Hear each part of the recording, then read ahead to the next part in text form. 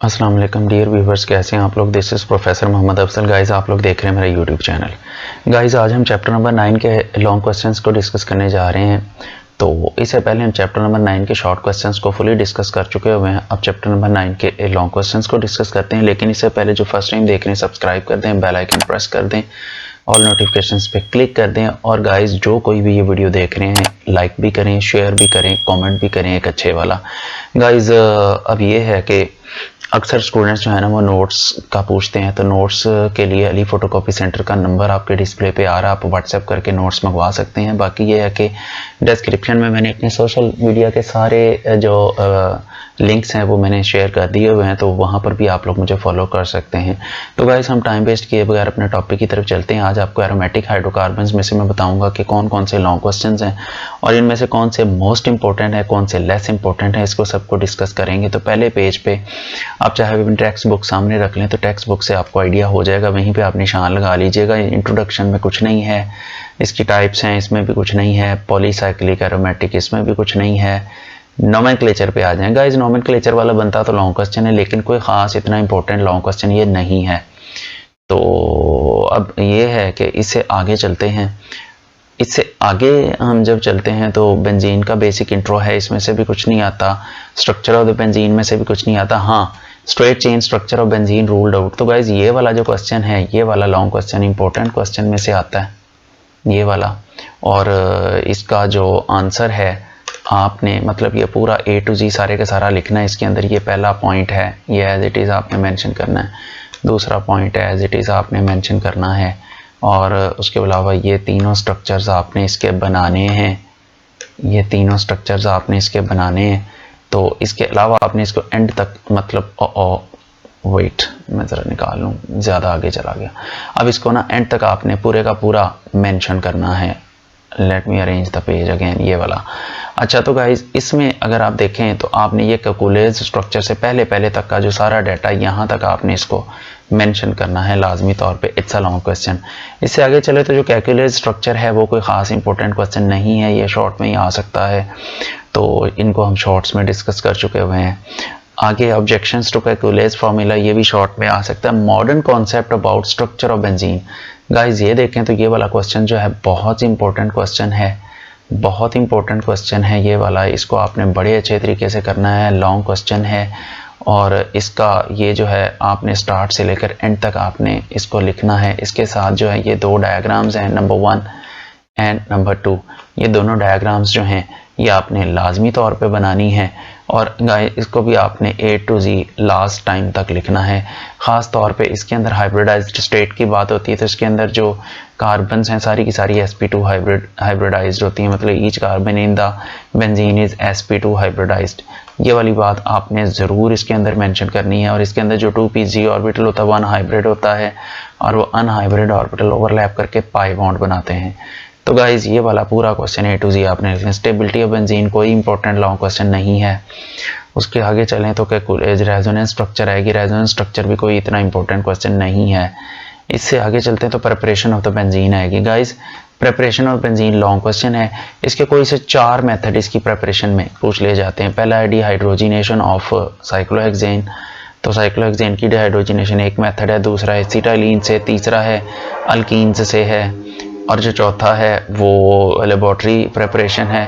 तो गाइज, इन सारे methods total 7 method I think so बनते हैं। तो ये 7 के 7 मेथड, इनमें से एटलीस्ट 4 मेथड्स आपको लिखने पड़ेंगे, वो कोई 4 कह सकता है। बात है इसके reactions of benzene, general reaction तो लॉन्ग क्वेश्चन नहीं है, लेकिन गाइज इसका आगे हेलोजिनेशन आएगा।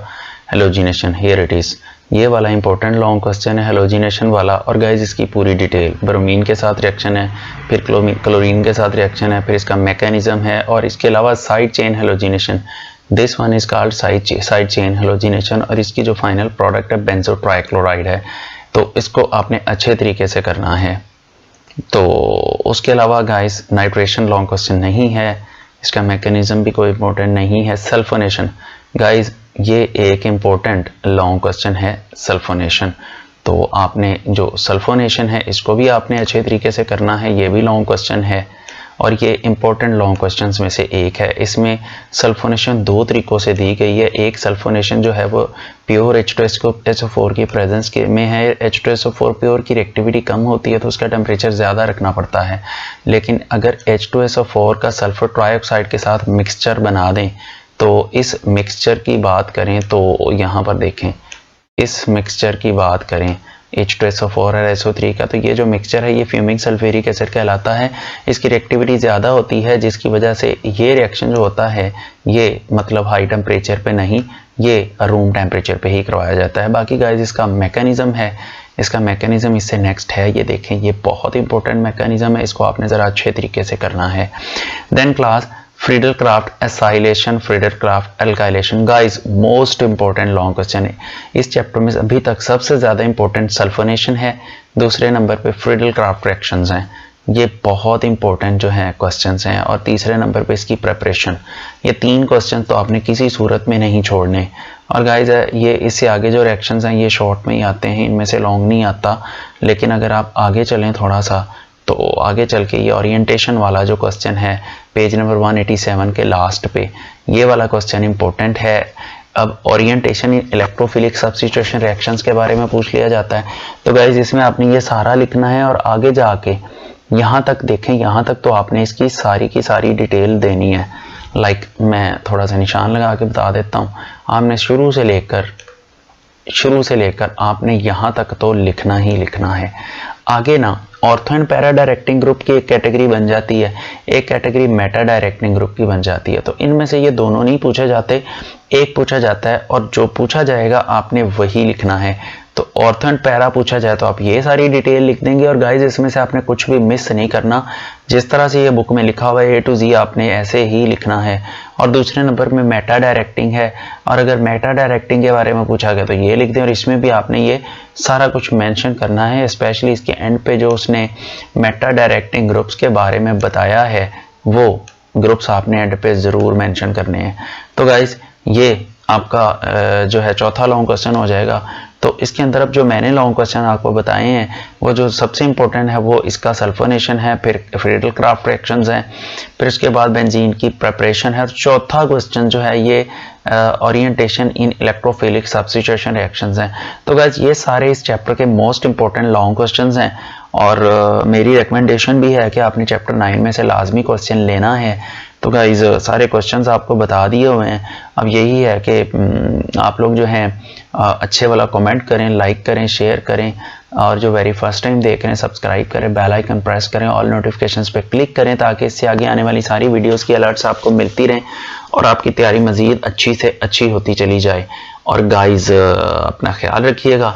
Thank you so much. Allah हाफिज़।